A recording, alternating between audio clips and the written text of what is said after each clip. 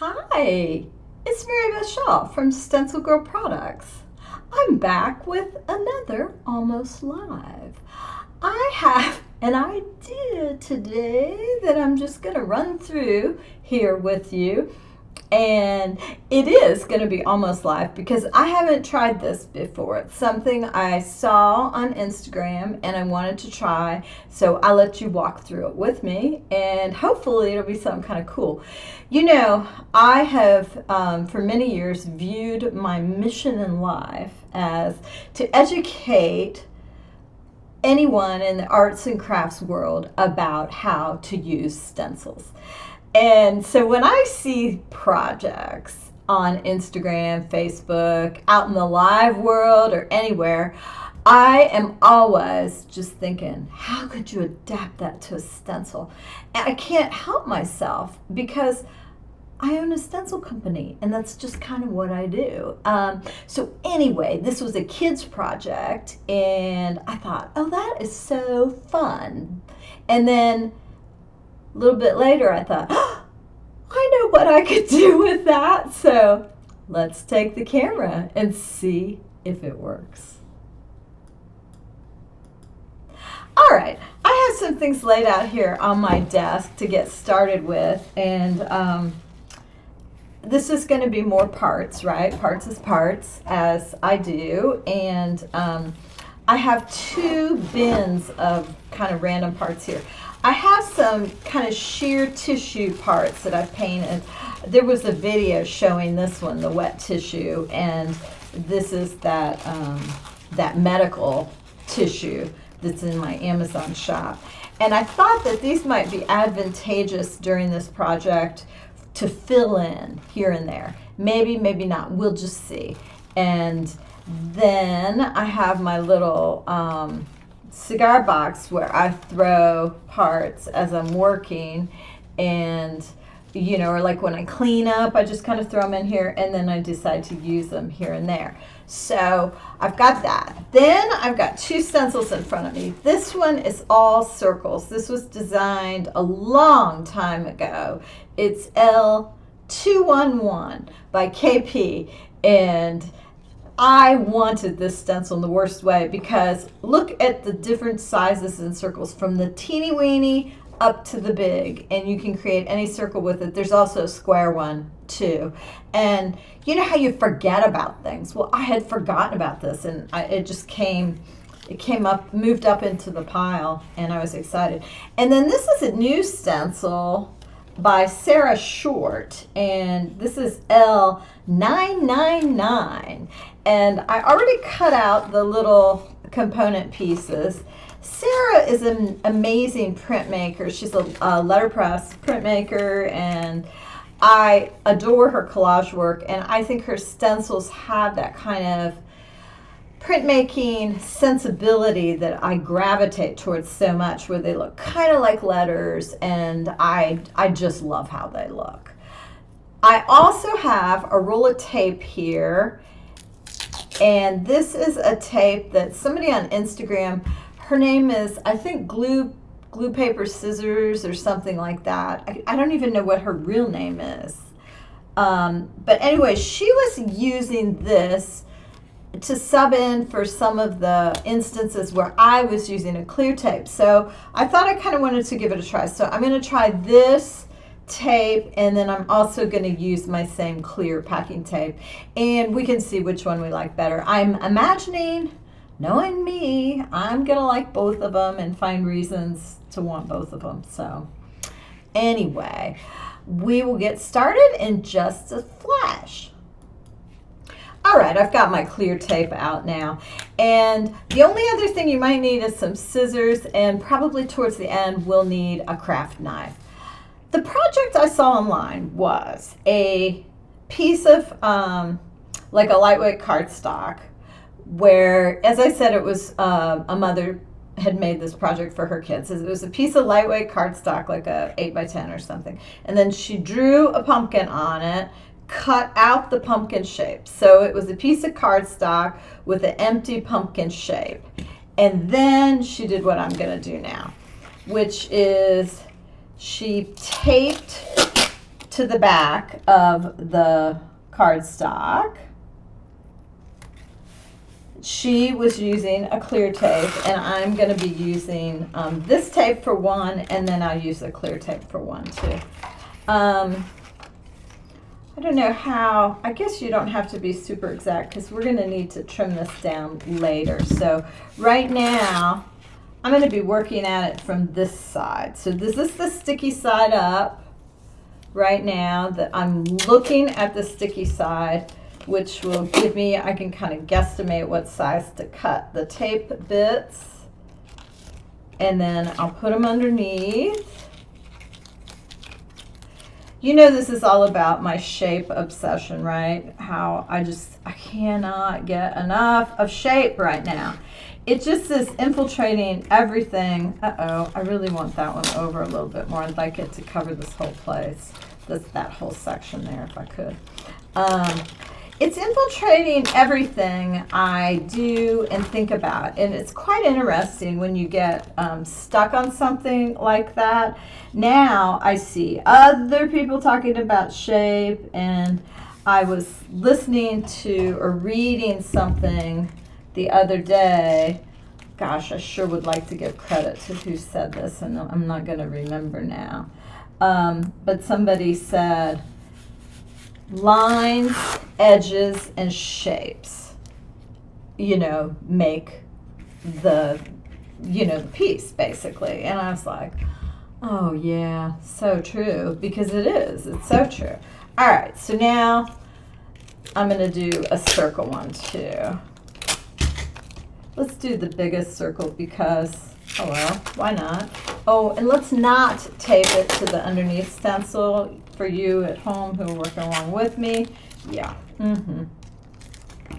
Good Lord. What do? I get going too much, and the sticky takes over. I imagine children making this are probably more controlled than I am. So anyway, what the mom was doing is she put the tape down on here, and then she had her kids kind of go out in the wild and collect like leaves and things, acorns and things that would stick to the tape. And then they stuck them on there, and then they hung it up to the window like it was a little, almost like a little stained glass thing. They left some, some open parts so you could see through it. Now, if you're using this tape, obviously open parts don't make any sense because, you wouldn't be able to see through the tape. But for this one, it might. So what I'm going to do, what I was thinking is that this was the perfect time to use just random parts that I've made and just glue them right down on here. Now, there's two ways you could go about this. I'm doing it with the art facing up, so the back side will be this. You could do it with the art facing down, so the front side would be covered with the tape, and then the back side would be the paper. I really don't know. I didn't watch the whole video naturally because you know how I am. I'm just wildly impatient, and I wanted to try it right away. So you can see I'm picking 3 or 4 of the same design and putting them down. These are so many papers that I've made with stencils.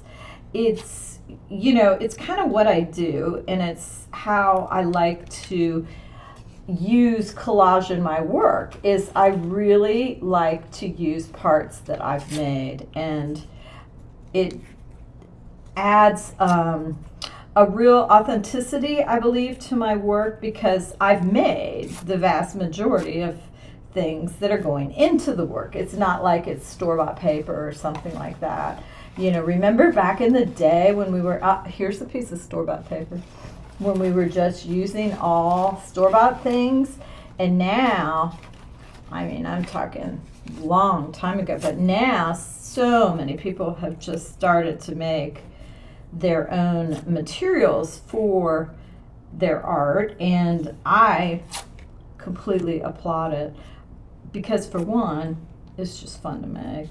You know, there's nothing as satisfying as making parts or fodder or, you know, whatever we want to call it. It is fun.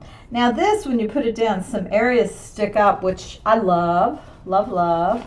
This is a piece of old wallpaper, so this one's game in my mind. The other thing I like to throw in that is ready-made, I don't see any parts in here right now, is, well, like here's some coloring book stuff, which adds that nice little bit of black and white, which is also very nice. Now, since this one's clear, I could have left some clear parts here. I have not. So it's a variation you could think about for sure. I know the other thing is little like weird graph papers and kind of ledger pages. I love that sort of thing. Oops, I wanted to cover that whole little part there if I could. So many of the things that I do, like this project right here, overlap in that they're similar. You know, this kind of reminds me of my washi slapdown, where I took washi tapes and slapped them down with our stencils that are the silhouette stencils. And I did that many years ago. It's kind of funny. I saw online this past week somebody doing it on YouTube, and I had to chuckle because I did that so many years ago, and I've been doing it ever since with the silhouette stencils, because that's what I love to work with, the stencils. And they were doing it with, I don't even know what they were using, but they weren't using stencils. But anyway, so I digress. All right, that one's done. Let's get this one over here, and I'll start with this piece again. Now, if you're watching me for the first time, you're probably like, oh my God, what are you going to do with all this stuff? Well, you know, I am painting all the time and making things, and I'm always looking for, you know, materials to put in the things I make, and I want it to all be handmade. So these will just give me some more of my parts that I can reach for and use in my work. So that's the sole thing. Ooh, look at this one. I wonder when I made that. Who knows? It's kind of funny when you start working. Oh, whatever that is. Oh, it's a piece of tape. Well, I'm putting tape on tape. Okay.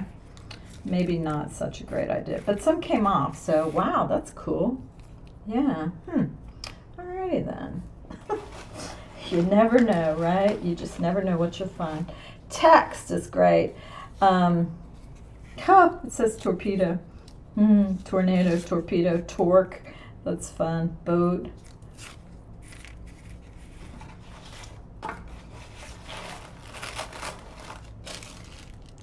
Here's some tissue. Oh, which reminds me, I never did use the tissue I set out to use. Well, let's put this down and then think about grabbing a hunk of that.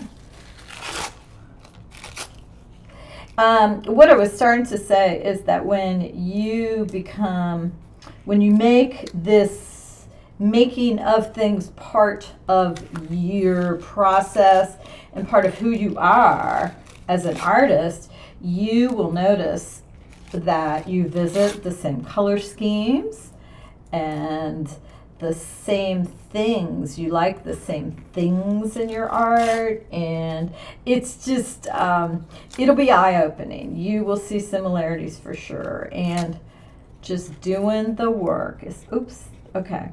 Here, note to self. You have to stick it over the tape for it to stick. Hello.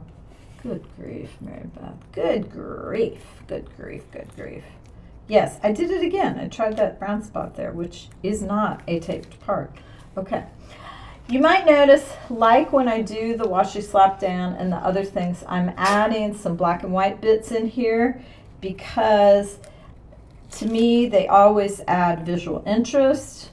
You know, in the end game, when I pull this all apart and cut it apart, the black and white parts will add a lot of visual interest, and I find that is important to my work, and it may be something that you like in your work as well. Or maybe you want to go a completely different direction, because you know what? It's a free world, people. It's a free world. So, yeah.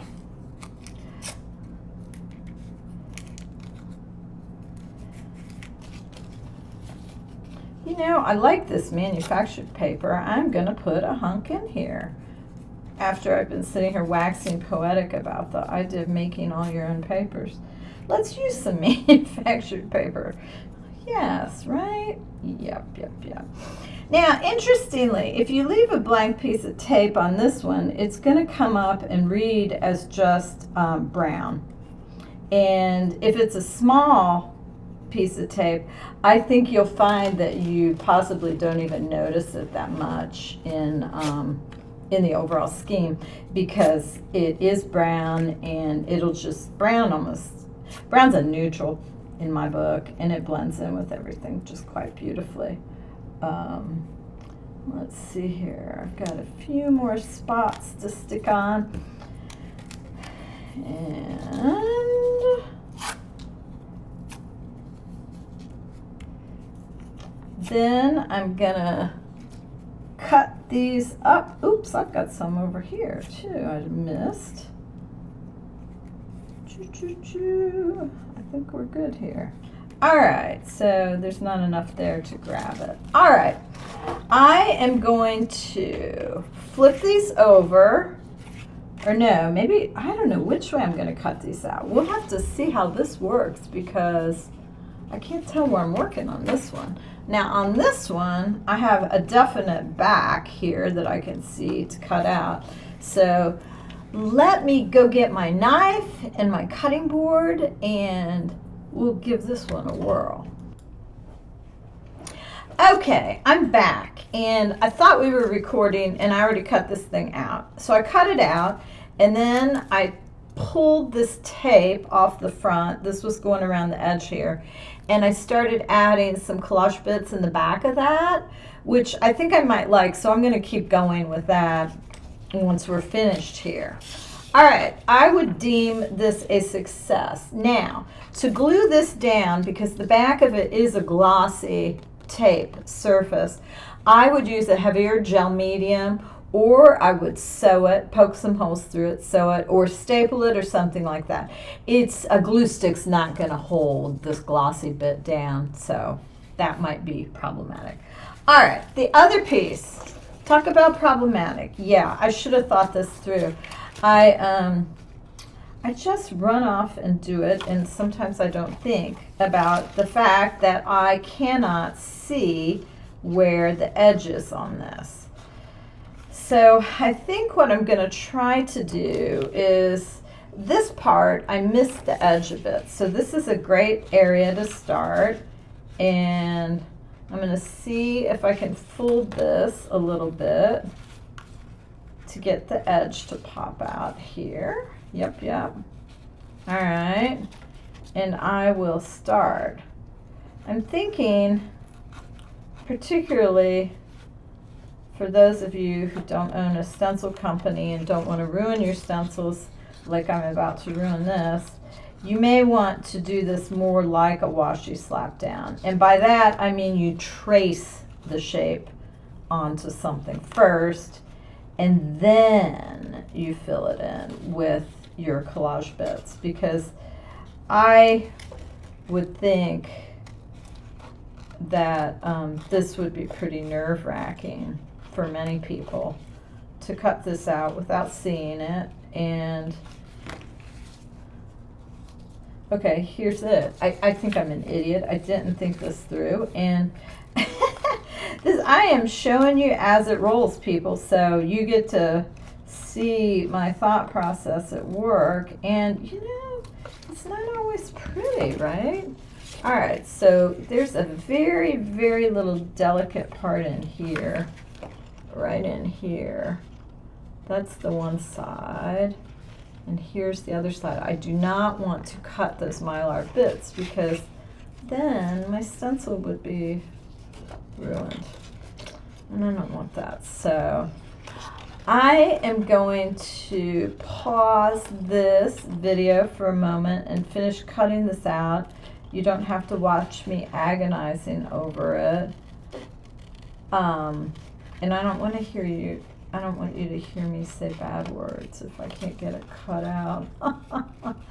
Oddly, you can see through the tape. You can see a little indentation through the tape that works. But I think, all things being equal, I think that I am going to stick with my my clear tape because, hello, is clear and you can see through it.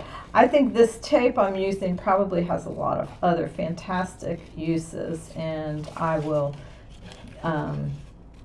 get a lot of use out of it, but not for this exact process. And since I didn't stop this, you're getting to see all the agony, and I'm almost through with it. So we will just hang tough here and get her done.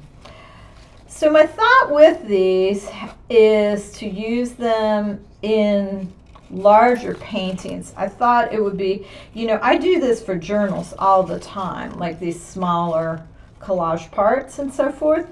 But I thought, what would it be like to do some of these larger parts like this? All right, so here it is. Here is the larger part. And I've got some edge hangover in a few places, and I think it's really cool. Okay, so what I was thinking is, wouldn't it be cool then on a larger piece to have a larger, you know, collage bit that you could just glue down on it, and it would add just so much interest. And to have these ready, so along with your other parts, so that then you can just pop them in here and there. I hope that you found some ideas here that you might use for your own work, and that you will consider making some other parts with the collage, or with the collage material and the stencil designs. I think they're super cute, and they don't have to be animals. It doesn't have to be a washi slapdown with birds, or it doesn't have to be, you know, Christmas ornaments, or any of the other multitude of things I've done. It can just be plain old collage papers, plain old shapes, and clear tape. That is pretty darn easy. Thank you for watching, and I will see you next time when I'm here for another Almost Live.